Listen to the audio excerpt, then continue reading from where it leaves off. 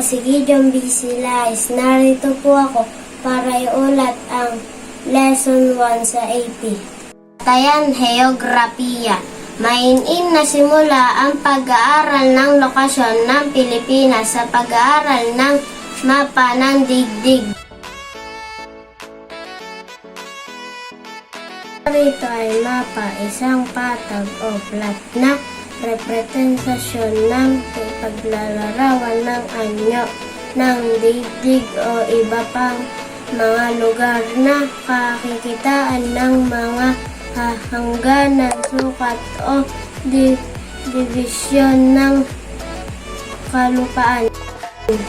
Ang pangalawa naman ay globo. Globo, ito ay naman ay ang bilog na representasyon ng paglalarawan ng anyong ng daigdig na kakikitaan din ng mga lokasyon replika ng planetang daigdig. Yun lang po at maraming salamat